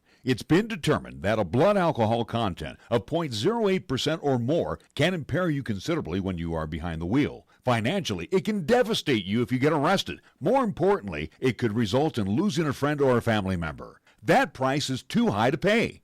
Call a designated driver after enjoying a night out and get home safe. Paid for by federal highway safety funds. In life, you question everything. The same should be true when it comes to managing your wealth. What are your investment recommendations based on? How much are you paying in fees? And how can those fees impact your returns? Charles Schwab encourages investors to get engaged and ask tough questions. To learn more, call the Schwab Cheyenne branch at 307-459-0998 or visit schwab.com/Cheyenne. Charles Schwab and Company, Incorporated. Member SIPC. At Medicap Pharmacy, we concentrate on nothing but your medications and your health. Each location is a locally owned, full-service neighborhood pharmacy. We won't make you walk through aisles and aisles of stuff or wait in a long line. Instead, we'll always make time for you by listening, answering your questions, and explaining your prescriptions. Medicap Pharmacy. We'll always make time for you. Medicap Pharmacy, 1947 Bluegrass Circle, next to Texas Roadhouse in Cheyenne. Or call 635-3712. When you say Mondello Pizzeria, think authentic Italian. When you say Mondello Pizzeria, think made fresh from scratch. When you say Mondello Pizzeria, think great pizza, delicious Philly cheesesteak, superb hot and cold Italian sandwiches, meatballs, sausage, and special subs, calzones, crisp salads, and great service. When you say Mondello's Pizzeria, think unmatched Italian taste. Mondello's Pizzeria, 1507 Stillwater Avenue, your only true Italian stop for lunch or dinner. Here's the latest weather forecast on 1480 KRAE. For today, it'll be mostly cloudy with highs around 50 and winds out of the east at 10 to 15 miles per hour. Then for tonight, it'll be mostly cloudy once again with rain showers likely with lows around 33. On Wednesday, it'll be sunny with highs around 61. And on Wednesday night, it'll be mostly clear with lows around 29. This is 1480 KRAE Cheyenne. What you are about to hear is a sports talk radio show unlike any other that has ever before been broadcast in the capital city of Cheyenne, Wyoming, USA. This is Cheyenne, Wyoming's Sports Talk Authority. The Wyoming Cowboys, the Denver Broncos, the Colorado Rockies, and the Denver Nuggets. The show is local, it's regional, and yes, the show is national as well. Wyoming Sports Talk Today is on the air.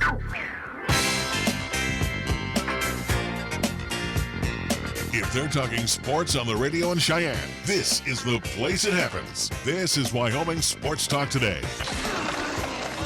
And welcome to hour number 2 of Wyoming Sports Talk Today. Larry Perotti along with Nick Perotti, and thank yous to our wonderful sponsors. Mondello's Pizzeria, 1507 Stillwater Avenue, Suite D in the Greenway Commons.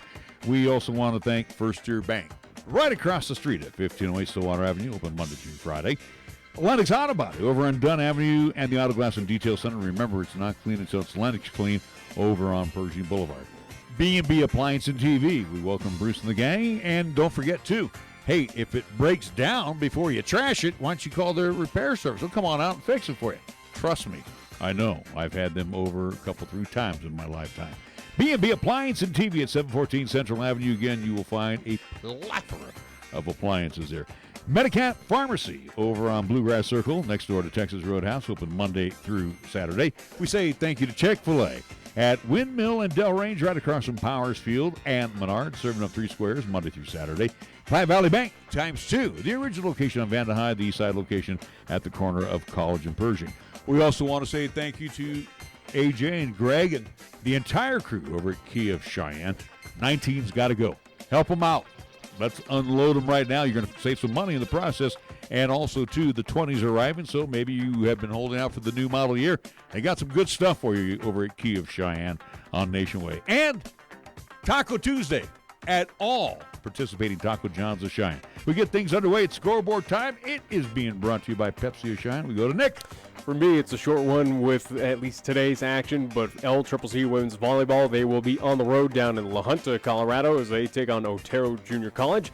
That is set to at least start at 6 o'clock tonight. Again, LCCC coming off the victory this past weekend against Casper College, looking to continue that as they're in more Region 9 action.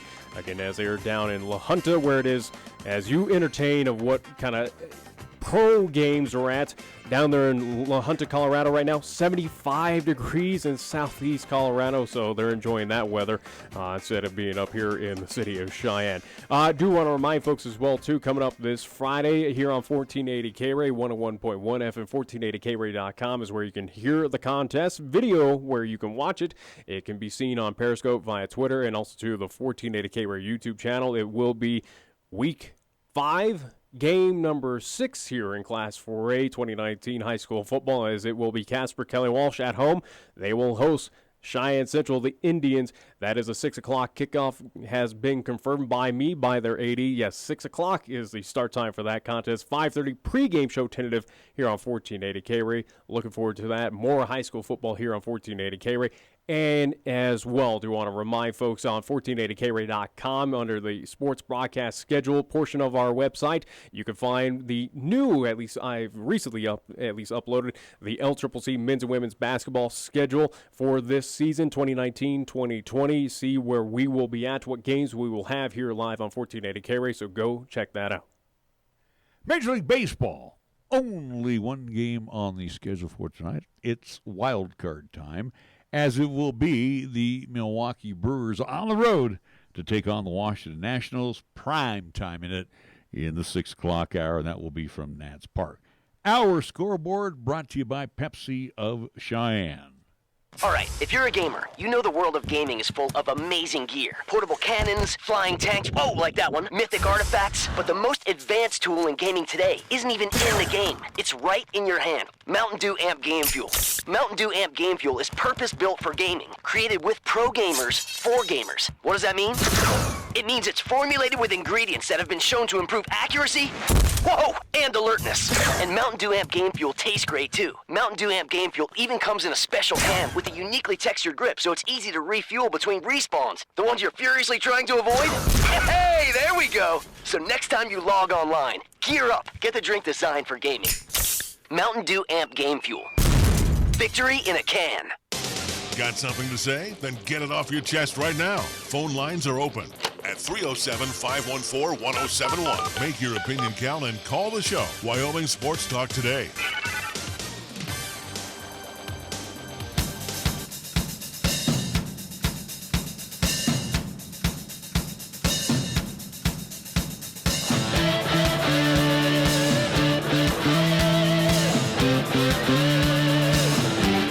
Welcome back to Wyoming Sports Talk today. Larry Perotti along with Nick Perotti. You know, Nick, we're going to be checking in on the Vic Fangio press conference coming up in a little bit. We're right about the quarter mark of the season. Yeah, some teams haven't played 4 games yet because it was the first bye week of the season, including the 49ers, and I do believe they're still undefeated. The Jets. They're one of the 3 teams that are undefeated here in the NFL, especially as of today. Get pundits or again, little at least talking heads out there of basically put out after here we are week 4 or at least 4 games of the season for a majority of teams. You know what are possible Super Bowl matchups. A lot of them have the Patriots for obvious reasons. Some have a mixture of Kansas City Chiefs, but also too looking at some that have the 49ers on the NFC side for at least Super Bowl contention.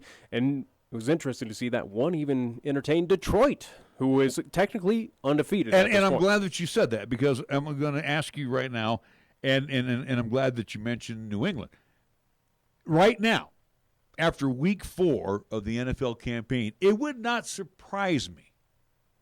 I would not be shocked as we sit here 2.5 months from now going, wow, New England and Kansas City are playing for the AFC Championship. No, I think that would not surprise me. Now, does either team run the table? No, I don't think so. I think they eventually. I think Kansas City has a good possibility.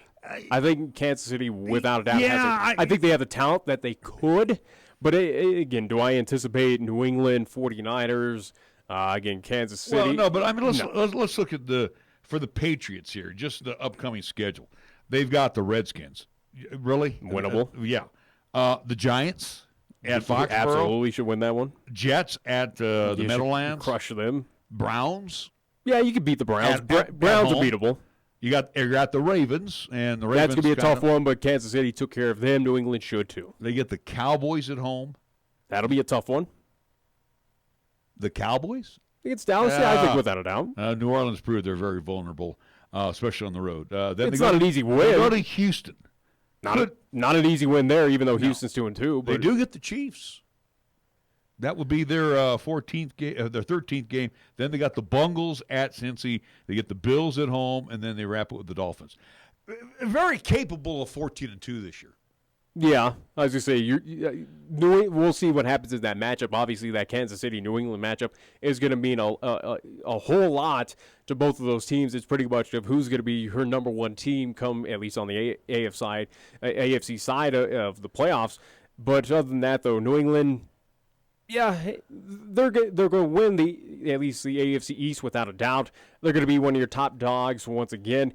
Will they be competitive, and will they be in that AFC Championship game? Yeah. I think so. I think it's safe to say, and I'll even say that with Kansas City. That matchup between the Patriots and the Chiefs for the AFC Championship, I think is a legitimate possibility, and I would not expect anything Well, less. and then again, too, You might have an outside with Baltimore. I give Baltimore that shot. New England's got the NFC East. Then you look at Kansas City, where the AFC's got the central of the NFC. So you have for Kansas City. The Central?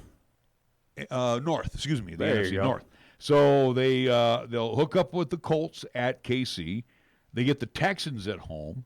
They go to the Broncos. Do you really believe the Broncos are going to beat them? They got the Packers at KC. They get the Vikings at home. Two beatable opponents right there. Then they go to Tennessee. They get the Chargers at home. They got the Raiders at home. They've already gone to Oakland and beat them there. But so far, every team that you listed is winnable. Then they got to go to the Patriots. Then they got the Broncos at home. Then they go to the Bears and wrap up with the Chargers at home. That you easily could, if you get past New England, that could be a Kansas City team that goes undefeated. Easily. Yeah. I mean, easily, just, without a doubt. As we talked, Again, as you talked with that NFC North, again, Green Bay, Chicago, all that fun. I mean, let's be honest. It's a good possibility. I do want to stand corrected that with Detroit. Detroit did lose, at least again to that Kansas City team. But it was a good game. Yeah, I mean, it was really Detroit is an impressive team. A team that is, in my opinion, I figured they'd be in the same vein of the Dolphins of competing or at least same with Dolphins, same with the Broncos. At this point in time, I figured that they would be winless. But again, 2-1 in that tie with Arizona. They send tied there with Green Bay, who is 3-1 in the NFC North. I think Detroit finally comes back down to earth here in these next couple of weeks. But, kudos to the Lions of basically not being that roll over and die team. The team that surprises me right now is the Bears.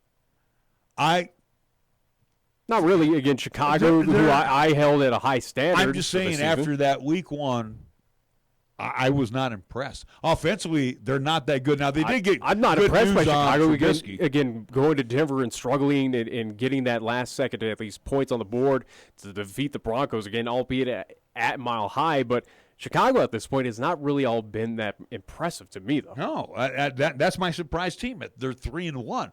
This team easily should be 1-3. They should be 3-1, though, at least of where I held this team at preseason. This is a team that should, in the long run, take care of that NFC North, but they've had a just oddball start to this season of, again, with Trubisky, he's definitely taken a step back. Mm-hmm. I think without a doubt.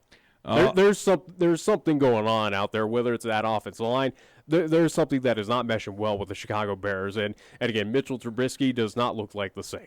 Eagles, I'm not all sold on them. Yeah, Carson Wentz, good quarterback. I'm just not sold on them. The Giants, since they made the change of quarterback, they're showing a sign of life, but they're going to be like Detroit. They're eventually going to peter out. Then you look at New Orleans.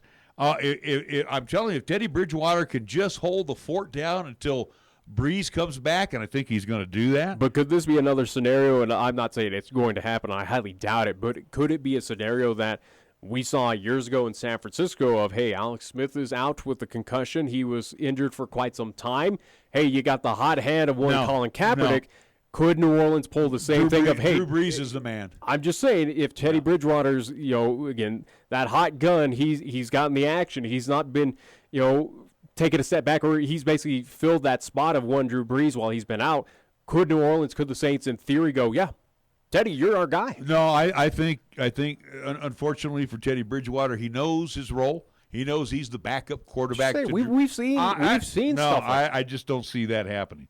And again, Tampa Bay kind of is the surprise, especially what they did to the Rams. That one just kind of, whoa, that shocked me.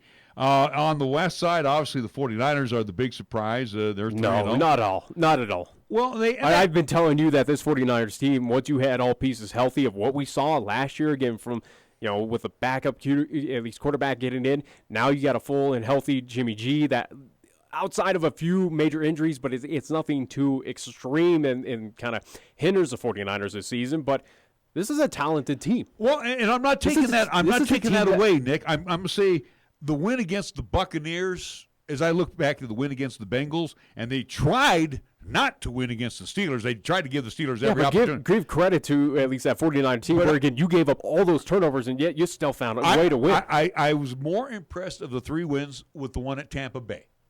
And, again, they've won already 2 on the road, and they won the one at Levi's. They've got the Browns next Monday night. We'll get a good idea of how good this team is. That's your first test, but again, Cleveland is a team that's kind of stepped back of what my expectations were for that team. And there's problems there in Cleveland. And then the next weekend, they go to the Coliseum in Los Angeles. So they're going to have 2 acid tests coming up back-to-back. I think, personally, with the Niners, it wouldn't shock me to see them go 1-1. Would not surprise me to see them go 2-0. Yeah, without a doubt, I think they can. And so far, obviously, they're going to break down that tape of seeing what Tampa Bay did to the Rams. Well, Jared Goff single-handedly gave that game away. He was thrown right into the heart of the secondary. Yeah, but again, if you find that pressure, get him a little at least frazzled behind the line there. Again, 49ers have the talent on that defense to get those turnovers, get those INTs without a doubt, and make use of that. I think the 49ers, you break down that film and you have that opportunity to take it to the LA Rams, again, your heated rival at this point in time, the team that I believe has a good shot to compete with you for that NFC West. Yes, Seattle is 3-1, but that 3-1 for Seattle has not been that impressive. They lost to the Saints. That's their only loss. Yeah, but again, those 3 wins, you struggled at home. Cardinals. You struggled against all 3 of those against lower talented teams.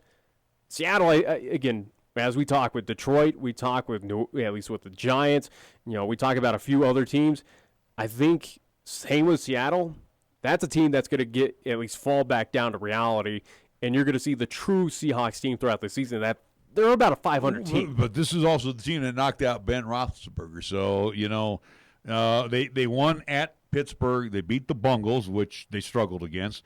Lost to New Orleans, and then they had the Cardinals last week. And everybody should beat up on the Cardinals, even though Kyler Murray is a everybody didn't, i.e. Detroit, that ended in that stupid tie. And again, ties, why we still have ties in the NFL, it's just ridiculous. That's the way it's set up. All right, we do need to take a timeout, and we come back. There's more NFL stuff.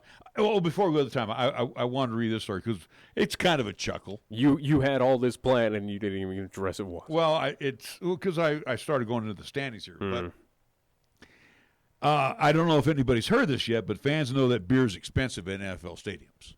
All right. But not this expensive. A vendor at Miami's Hard Rock Stadium was arrested Sunday after charging a fan $724 for 2 beers during the Dolphins. Well, it wasn't being charged to the Miami Dolphins or anything like that. It was what was the situation is the vendor had his own personal, at least credit card reader. It was charging it to that, like, for instance, you could use, like, the Square app and do all that. So that was the situation. The vendor has been removed, and obviously legal action has been taken at this point in time. But, again, does not surprise me. Well, it's ironic, too, because 2 beers are $20 over at the Hard Rock Stadium in Miami. So anyway, it's not even worth it. Yeah, so this guy charged $724 to this one guy's credit card. I'll tell you, it just takes all kinds of folks in today's society to be jerks, I guess that would be the easiest way to put it. All right, we do need to take a time out. We'll come back. Vic Fangio steps up to the microphone, his press conference, and we'll find out what's going on with the Denver Broncos after these words here on 1480 KRAE. Are you looking for a pharmacist who will actually take the time to talk to you? Then come to Medicap Pharmacy. We're dedicated to healthcare only, which means we'll fill your prescription quickly, and then we'll make time to listen, answer your questions, explain your prescriptions, and tell you about possible drug interactions. Medicap Pharmacy will always make time for you. Medicap Pharmacy, 1947 Bluegrass Circle, next to Texas Roadhouse in Cheyenne. Or call 635-3712. When you say Mondello Pizzeria, think authentic Italian. When you say Mondello Pizzeria, think made fresh from scratch. When you say Mondello Pizzeria, think great pizza, delicious Philly cheesesteak, superb hot and cold Italian sandwiches, meatballs, sausage, and special subs, calzones, crisp salads, and great service. When you say Mondello's Pizzeria, think unmatched Italian taste. Mondello's Pizzeria, 1507 Stillwater Avenue, your only true Italian stop for lunch or dinner. Some common things that can affect your personal or at-work computer. The worst of all is a virus. Secondly, it runs too slow because the hard drive is filled or something else internally is wrong, and it's in serious need of an upgrade. Before you get rid of it, let Lanny at Affordable Computer Repair attack and fix those problems right away. Affordable Computer Repair is just that. So call 307-256-8971 and let Lanny's many years of computer service get your computer back up and running the way it should be so you don't miss a day of work or the personal use that you expect from it. He's worked on them all, so you'll feel confident he'll get the job done right. So don't junk it. Help is on the way from Affordable Computer Repair. Call 307-256-8971. At Platte Valley Bank, we love to see our customers come through the door. Well, we know life can be busy and you don't always have time to come to the bank. That's why we offer user-friendly online and mobile banking products with features such as bill pay, recurring transfers, mobile deposit, and now digital wallet.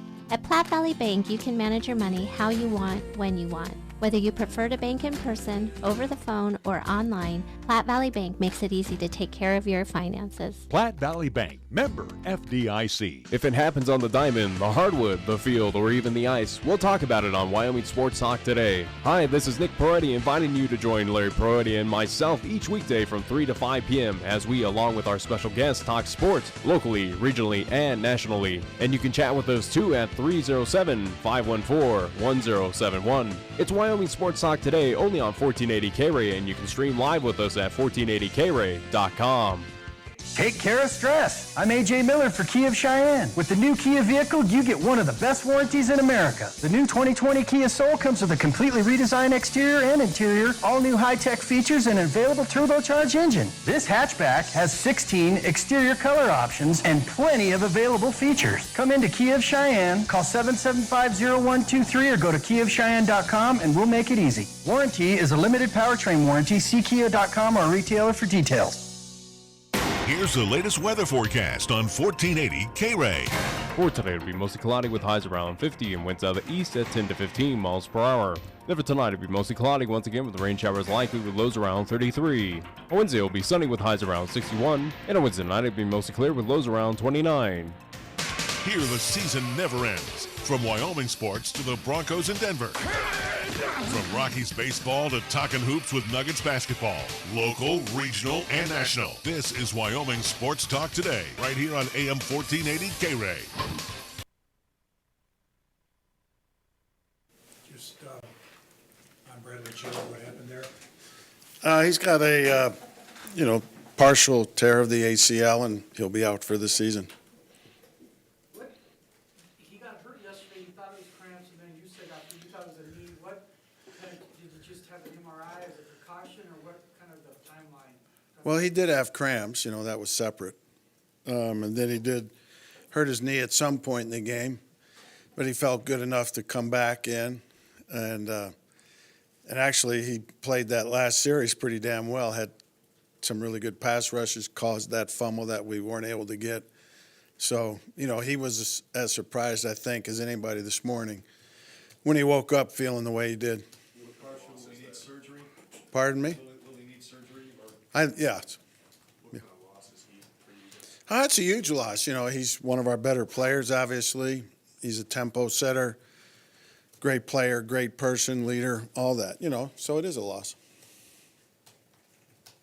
I think how do you avoid feeling star-crossed at this point with this bit of news to go with the 0-4 start? There's no pity parties in the NFL. We just got to keep going.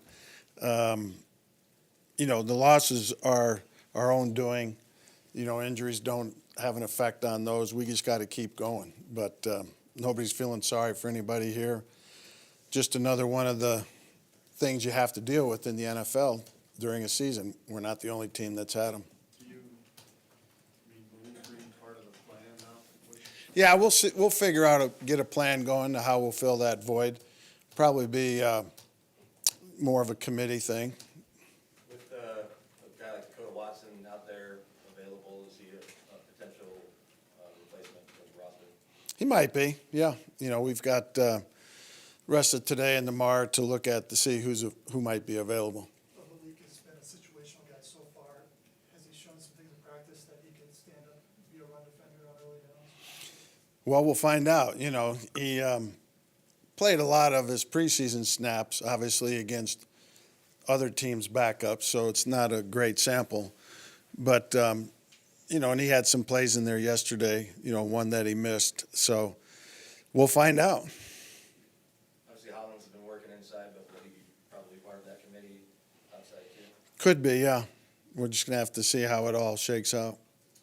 In all your years as an assistant, have you ever endured a start like this? And if so, what kind of things did you take away from those things? Endure a start like this, you mean record-wise? Right.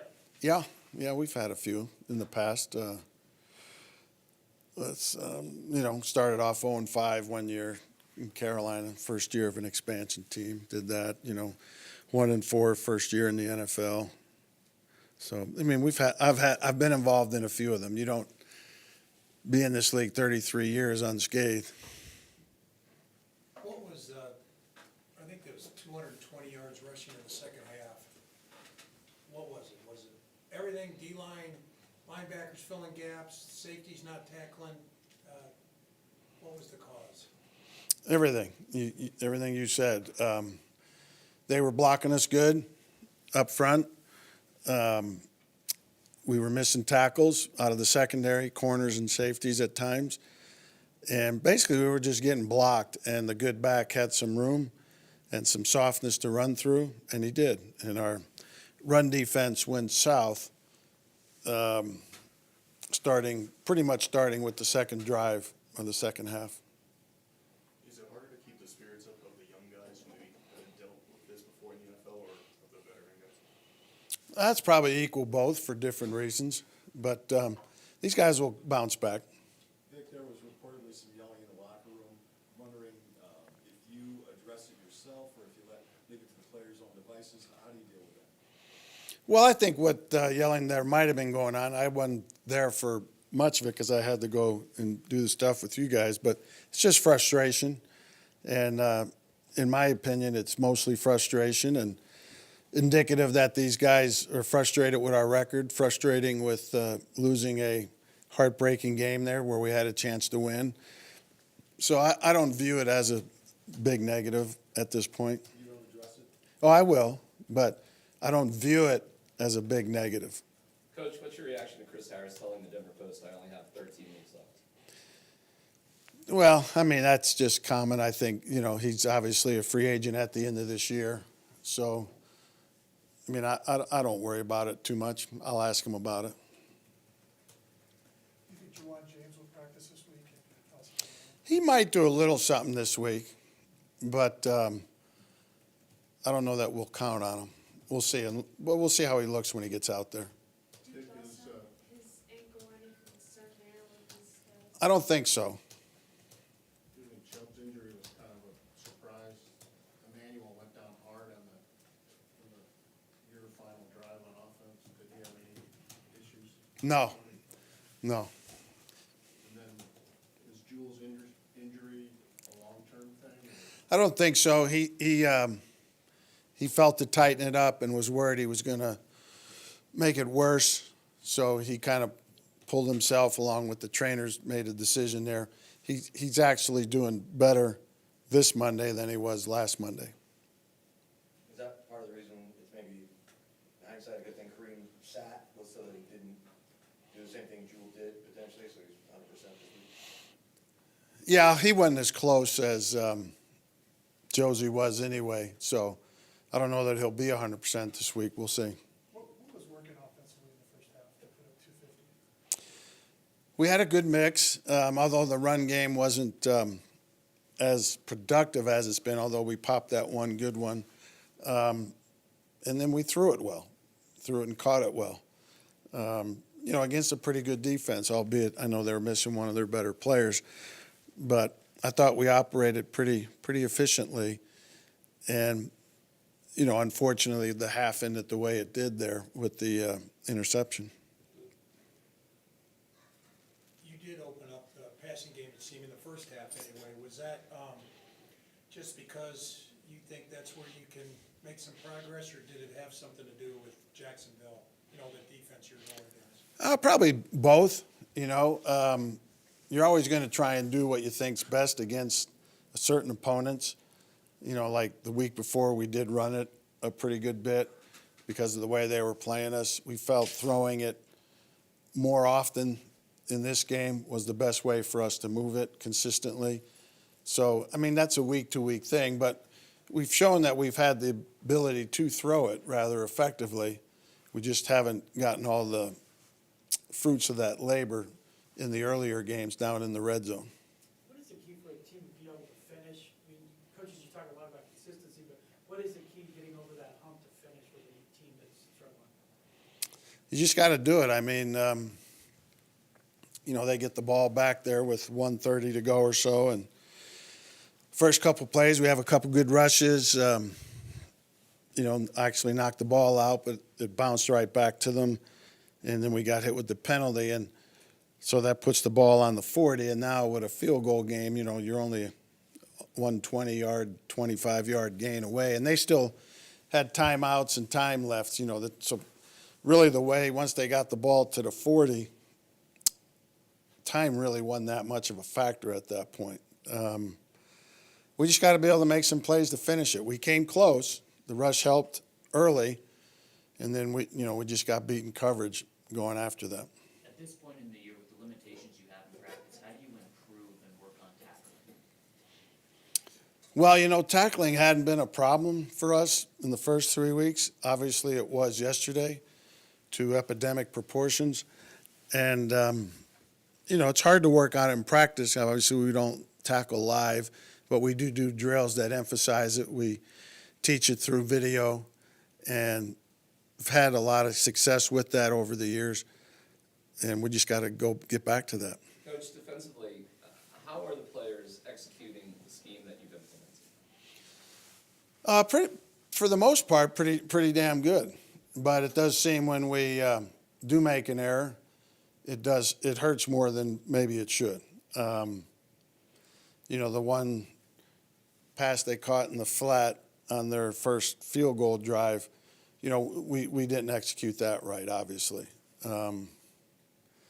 Most of the other stuff, we were just getting blocked. Time for a few more for the coach. With Chubb out, do you still feel this team has the talent and depth to turn this around? Yeah. But turning around in my definition of that is getting a win this week, okay? And then we'll worry about the following week, okay? That's what turnaround means to me. Now, I don't know what it means to you or anybody else, but we're going to do everything we can to win this game this week. Buying a new device could cost up to $1,000, or you could let the local experts at High West Digital Solutions save you hundreds of dollars. We can replace your touchscreen in as little as a day, and your satisfaction is guaranteed. Visit our website at hwds.com or call 307-245-4333 and speak to a real live human being. High West Digital Solutions, the best choice, the local choice, the right choice for you. Taco Tuesday is calling. That's the sound of tacos packed with seasoned beef and classic toppings for an amazing price. Save on seasoned beef tacos every Taco Tuesday at Taco John's. Craver Savers. Crunching. Taco John's. Bigger, bolder, better. Answer the call of Taco Tuesday with 89-cent seasoned beef tacos every Taco Tuesday. First Tier Bank strives to remain competitive and offers some of the best CD rates in the community, as well as area banks and credit unions per Rate Watch reports. How does that make a difference to you? First Tier Bank can assist you in securing some of the best rates on CDs. First Tier Bank offers the personalized customer service you've grown accustomed to and deserve. Plus, feel confident that your finances are taken care of by a responsible, knowledgeable staff. Call 307-632-3500 and ask for Caitlin or Debbie. Member FDIC, Equal Housing Lender. MHP is a certified public accounting and consulting firm located in both Cheyenne and Fort Collins, offering accounting, tax, and consulting services to businesses, not-for-profit, government, and individual clients. MHP takes pride in their commitment to providing close, personal attention to their clients. They also continue to invest time and resources in continuing education, state-of-the-art computer technology, and valuing their relationships with you. MHP is a proud supporter of local and UW athletics. MHP, 314 West 18th Street, or call 634-2151. Come one, come all to the 3rd Annual Fall Halloween Festival Farmers and Crafters Market presented by family-owned and operated Riverbend Nursery and Stone Company. This annual event will be Saturday, October 19th from 10 a.m. till 4 p.m. at 8908 Yellowstone Road. It's only $5 entry per carload. There will be plenty of vendors and crafters, hay rides, pumpkins, straw and corn stalks for sale, along with crafts for kids, fall and Halloween gift items, and a whole lot more, including food vendors serving up delicious eats. All youngsters are encouraged to wear their Halloween costumes too. So mark it down and plan to attend a fun day at the 3rd Annual Fall Halloween Festival Farmers and Crafters Market, Saturday, October 19th from 10 a.m. till 4 p.m. Brought to you by Riverbend Nursery and Stone Company on Yellowstone Road in North Cheyenne. The team at Chick-fil-A, Windmill and Del Range, directly across from Powers Field and Menards, are proud sponsors of the student athletes for the 2019-2020 school year for high school and LCCC. Not only do they support the athletes, but they are ready for your next cater-out event, meeting, or gathering. A special thank you to Chick-fil-A and all they do for 1480 KRAE and our sister station KYOI-FM during the year. For more information, call Chick-fil-A at 638-4444. Here's the latest weather forecast on 1480 KRAE. For today, it'll be mostly cloudy with highs around 50 and winds out of the east at 10 to 15 miles per hour. Then for tonight, it'll be mostly cloudy once again with rain showers likely with lows around 33. On Wednesday, it'll be sunny with highs around 61. And on Wednesday night, it'll be mostly clear with lows around 29. When it comes to sports talk in Cheyenne, it's a whole new ballgame. Let's play ball! You're listening to Wyoming Sports Talk today, and it's only here on AM 1480 KRAE.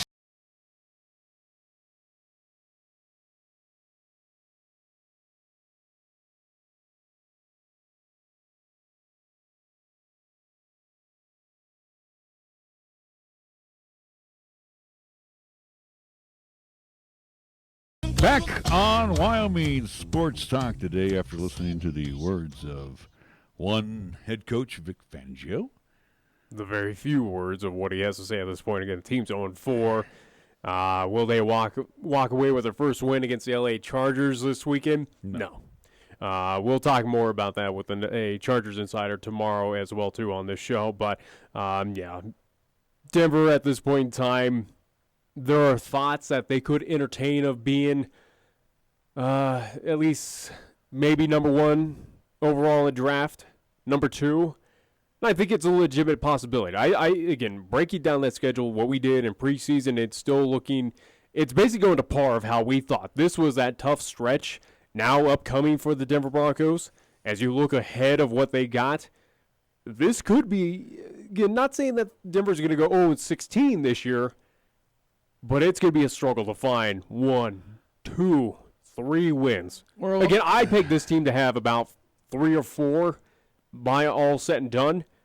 But one of those was against this Jacksonville team that they blew it this past Sunday. You had that contest, and you allowed Jacksonville to take care of business, get it done. Same thing with the Bears. Bears, again, preseason, at least before we got into 2019, I thought Bears would take care of business and do a lot better than they did against Denver. So I give Denver kudos to being competitive in that contest, but I still counted that as a loss to the Chicago. But as you look ahead to the Denver Broncos schedule, the wins just now get fewer and fewer. If you had this team pegged, as a lot of people for whatever reason had this team pegged at 500 going 8-8, sorry, that's just not happening. This team is going to be a top 5 draft pick without a doubt. Well, I think that's a guarantee. And again, too, you lose Bradley Chubb, and again, who finally picked it up this past Sunday, and then right along into with that. Von Miller, so he's gone. Emmanuel Sanders, he's questionable, and knowing Emmanuel Sanders, he will probably be ready to roll. But I mean, he dealt with a quad contusion during Sunday's loss to the Jags. Let's see, Joe Jones, he's questionable. Kareem Jackson, questionable. I mean, the injuries are starting to mount up, too, for the Broncos. But here nor there on that. The thing with the Broncos, and let's go right to the hub of this team right now. Do we throw all of the blame on Joe Flacco? No, I really don't think so. I actually think he has no mobility. If there's one entity to throw blame on about what is going on down in Denver, I look off the field, and where I look, is the guy that is guaranteed, or at least kind of scouted these quarterbacks and said, hey, these are our guys. These are the entities that are going to make this team better and get them back into the playoffs. Again, I look off field and I go and look at the head man, or at least the man in charge, so to speak. That'd be one John Elway. Well, and again, you are saying something that is now being prevalent across the Front Range, that John Elway's butt's on the line. I think without a doubt, and he's so well revered, so beloved in Denver. The point is also winning is something that is well revered. This is, again, in Denver. for the Denver Broncos, it's a historic franchise that is known for, yes, getting it done, getting to Super Bowls. Now, whether winning them, that's debatable, because, again, I do believe that they are at least with the most losses in Super Bowl. But the thing about it is they make it, though. They made it to the Super Bowl many a time. They made it to that promised land. They got as many losses in the Super. No, they have. Actually, you're right. They have 5 now because the Vikings had 4. Yeah, but either way, though, and again, even going back into the old AFL days, it was still a successful franchise. Not really. No, not really. It did not. Some years there were. It took Johnny Ralston. See, that's what they always think Red Miller and the old Orange Crush, but Johnny Ralston got this team to start believing itself. It got him to the Mendoza line. Red Miller came in, got him to the Super Bowl. Then, of course, everything changed once it was sold from the Kaiser family to Pat Bowlen, and Pat Bowlen brought in this winning tradition. And again, with Pat, being Pat, since he's passed on, they've had some ups and downs since the team has left his control, so to speak. And not saying that Denver or any franchise is expected to win or at least make every playoff. year. Yeah, every year. That's near impossible. But Denver of the years past, where again you anticipated that they could For the last 40 years, Nick, this has been a very good franchise that has high expectations. Yeah, without a doubt. And fans have that high expectations, and you still see it in this day and age of where these teams are at. But you're seeing a trend that for Denver Bronco, at least for this franchise right now, it's in a world of hurt, without a doubt. But you go back and you look at the decisions that have been made here over the last few years, whether you want to, we chuck it all on Elway, but you look at. I think you have to at this point. I know, but you look at Gary Kubiak coming in as the last Super Bowl winning coach, Super Bowl 50. Yeah. And then he's there, and then he's gone. Then he comes back in another capacity, and then he's gone again. But so you look after Kubiak leaves, you bring in Vance Joseph, who had no head coaching experience. And was a defensive coordinator. Yeah, I was going to say no head coaching at the pro level. At that time when he took over for the Denver Broncos, he's gone after a short period of time. And Vance shouldered all of the blame. And really, as he should, again, as a head coach, I respect that. I do too. When we heard those press conferences by Vance Joseph through those at least seasons he was there, again, he would always say, hey, this is on me. We got to get better because of me. Look at the hands he was dealt. Yeah, without a doubt. He was, again, what he was dealt, in my opinion, was not his fault. No. He had to deal with what he had, and he dealt with it the best that he could, which was not, again, you weren't getting a whole lot out of it, especially where we had the QB carousel that was these past couple seasons. Again, it continues now where we'll even see how long Joe Flacco even lasts. I know, but you look back there with Vance Joseph. You had Simeon, you had Paxton Lynch, you had Brock Osweiler. I mean, 3 duds, 3 basic duds that Vance Joseph had to deal with. And, everybody was blaming the offensive line. Okay, sure. Yeah, you can throw that in there. But, again, you have been drafting. And again, and they addressed, again, offseason with those moves on the line. I mean, Bowles is just being punished. Yeah. And, he's the leading penalty guy on the offensive line. Then you fast forward to, again, Vance Joseph. He's dismissed. You bring in Vic Fangio. You've brought in back-to-back defensive guys. You figure after Vance Joseph, defensive guy, that, and again, you brought all this offensive technology behind him. But again, also, too, Vic Fangio is very well respected of a defensive coordinator where, hey, maybe give him that. Again, Vance Joseph was too. Well, again, Vic Fangio, though, is kind of more renowned and very well known throughout the NFL of what he's done on defenses, being as a defensive coordinator that, all right, maybe it was slightly understandable, but again, we're talking John Elway. It seems like it has kind of that mental focus of building up these teams to go, hey, defenses win championships. That's what helped us in Super Bowl 50. All right, let's go with that theme and just build up that number one defense once again and see if that helps us win games and we don't have to worry about what's going on in the offense. See, disagree. John Elway's playing days, he came in, Dan Reeves was the head coach. Dan Reeves was an offensive player. After Dan Reeves left, Mike Shanahan took over.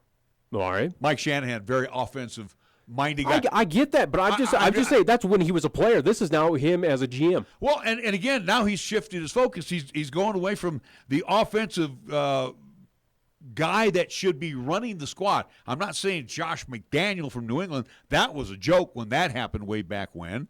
But he found a way to have some magic. Not with the Broncos he did. But my point is, though, there has to be better offensive minds out there that are not getting a shot with the Broncos. All these hires of defensive guys are not doing it. And I sit here and I'm going to say Vic Fangio is going to end up the same way. And it's not like it's not like a college trying to hire a new head coach. It's not difficulty, at least a difficult situation, for instance, of we'll use what the University of Wyoming competed against every other D1 program of, well, you got to go out there and scout and find who's going to be the next best thing. No, you are a proud franchise known for winning, known for at least having a good fan base out there in Denver, Colorado. It shouldn't be that hard to find someone willing, again, who's talented, who's been there, did it, done it, and again, offensive-minded that says, yes, I'll gladly join your franchise. I'll gladly lead this team. I'll gladly bring my knowledge to the Denver Broncos and revitalize this offense. And unfortunately to say this, Nick, when they've had offensive guys that was their forte, John Fox. I was not a fan of John Fox. When you've had guys of that nature run the team, be the head coach, the offense flourished. Defense wasn't bad. Denver defense has been pretty doggone good for the last umpteen years. Yeah. Okay? So you always can get a defensive coordinator, a.k.a. Wade Phillips. Yeah. You can always find somebody. Vic Fangio would be a great defensive coordinator. Yeah. The thing is, we're starting to learn that questionable right now as a head coach. But what I'm saying, again, 4 games into his official career. But what I'm saying is the Broncos' offense right now is basically a shell of what it was. Again, I think honestly of what you're kind of ingrained right now with Denver Broncos is your focus is defense now.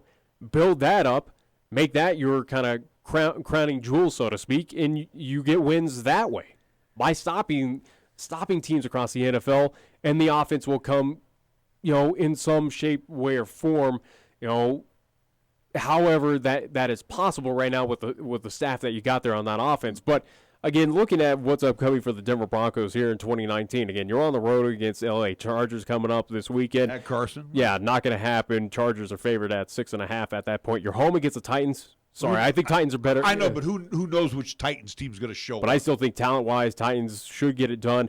Home for the Chiefs, yeah, good luck. You're not being the Kansas City Chiefs. You might get the Colts. Who knows what team's going to show up there? Colts, you haven't won in the Lucas Oil Dome in a long time. Yeah, but I honestly think that's still a losable game for the Denver Broncos. Home against the Browns, we'll see. Same as with the Colts, as you're saying. Same with the Titans. Who knows what Browns team will show up? But on paper, Browns are a more talented team than Denver Broncos, even coming out to Denver for that contest. You're at Minnesota later on. That's in November 17th. You're taking on the Vikings. Losable game there. At Buffalo, the Bills, showing that they – again, we'll see what happens with Josh Allen in the situation. Again, he's just got the concussion protocol to at least deal with, but we'll see. They should beat Buffalo. I don't think Buffalo's all that great. I don't know. Granted, again, the 3 wins, as we talked about, where they're 3-1 and lost to the Patriots, they were competitive against New England. Give credit to that. Yeah. Granted, they were at home at New Era Field for that contest, but they were very competitive against a very talented Patriots team. I think the Bills are a team that can make a wild card, can be 500. I think without a doubt. I think they have enough talent there, or they built around Josh Allen to get this team moving in that positive direction. So I'm saying not a guaranteed win there. it could be an easy, at least a loss there for Denver against the Buffalo But Bills. let me say this about the Broncos. But again, you got Chargers once again. That could be a loss. At Houston, a loss. At Kansas City, a loss. Who knows with the Detroit Lions now, and then the Oakland Raiders that you've already lost. But again, here's the problem with the Broncos. It's very simple. You've played 4 games. You're averaging 18 points a game. In the National Football League, that usually is going to be an L on the box. Mm-hmm. Okay? Your defense right now is giving up about, about 20, 25, 24. They're about 19 points a game. They're actually not that bad. They're giving up 93 points. I'm sorry. You're right. My math is off. 24 points a game, 23 points. Mm-hmm. So, but when you're only scoring 18, averaging 18 points, you're not going to win a lot of games. But again, you look at this, at least upcoming schedule for the Denver Broncos, there's not a whole, again, there's no game that's upcoming that screams out to me of, yes, you should win that game. There's not one game on that upcoming schedule for the Denver Broncos that I look at and say, yes, Denver guaranteed wins that game. Like for instance, if they had the fortune to take on Miami or a Jets team this year out of the AFC East, they don't have that. Well, we have seen, again, this is a team that has a legitimate shot of finishing, of possibly flirting with number 1 overall pick, number 2. Who knows? We'll see what happens with Miami. The Bungles are just as bad. Yeah, again, Cincinnati, Miami, yeah. But it's interesting too. Though you look back in time now, and this goes back to the hiring advantage, Joseph, and it was almost kind of like the dismantling of the Denver Broncos. Wade Phillips takes off, goes to L.A. Not saying that Wade Phillips was not a great head coach, good defensive coordinator. Yeah. Okay, very stable defense under Wade Phillips. And then we started busting apart some of the pieces, whether you like the Aqib Talib or not. You can run down all of the intangibles. I didn't think that was a big loss for the Broncos. I know, but I'm just saying. I'm just throwing down. There was a dismantling of the Broncos. Championship team. Yeah. And all of a sudden now which happened again. Denver's not isolated out of that. It's not a situation with the Broncos. Again, other championship teams have dealt with that before. It's not even just in NFL. You look in hockey, baseball. It happens. It happens in some shape, way, or form where you go, okay, cool. You go bye-bye, and now we just got to dress with someone else. Okay, but this has happened for 3 years now.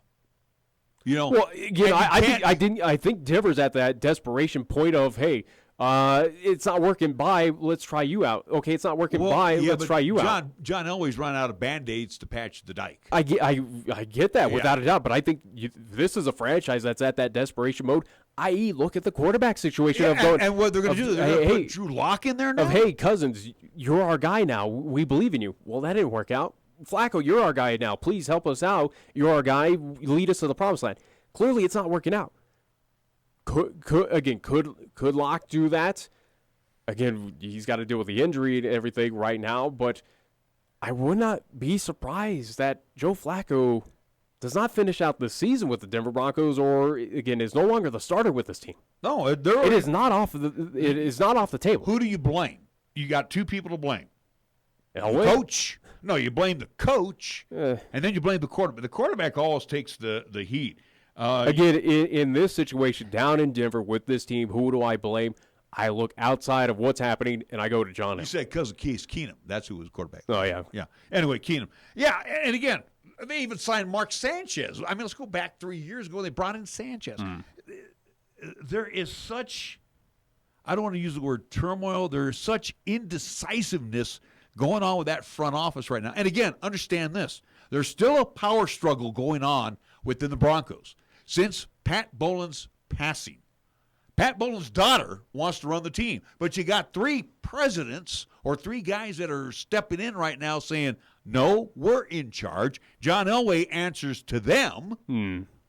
Again, there's a lot of disorganization right now within the Broncos. And it shows on the field how disorganized everything is right now. And I think this is something that could last if it is not addressed at some point in time in that front office. That you could legitimately be saying that the Denver Broncos could be that bottom tier team for quite some time. Kind of where we at least a team that I look back to of what we kind of dealt with for a good amount of seasons. Whether before Jim Harbaugh got there and then exited out is the 49ers. Look at the turmoil that we had there, after when you lost Steve Mariucci, you were trying to fit in Dennis Erickson, you got Mike Nolan, and you went with Mike Singletary. All that just fluctuation, dealing with what you had. Again, that was a long time turmoil of how that team was just so dysfunctional on the field, off the field, even in the front office. And what happened with York? What did he do? He did a house cleaning where they even asked for him to resign. Remember that at the press conference? So he brings in John Lynch, and he brings in Shanahan's kid, Kyle. Okay? The Broncos are going to probably have to get to that point where Ellis has to step down as the president. Elway is going to have to be removed, and you're going to have to bring in a whole new front office. You're going to have to do that. The changing of the guard needs to happen this season. I think this is something that enough with the on-field changes or trying to alter positional players and coaching staff. This is a front office issue that Denver needs to address now. And they're making wrong move after wrong move. Again, as we talk, back with Cody Tucker of at least here at the University of Wyoming, a culture change with a certain team. I think with the Denver Broncos, it's the same vein of at least using that terminology. You need a culture change in that front office. You need fresh faces out there because clearly it is not on the field. I don't believe it's on the field. It is right now that front office that is making the bad mistake. And if you want to pattern your front office moves, you're right now hand in hand with the Cincinnati Bungles, and the front office there is a wreck. It's just a mess. Yeah. All right.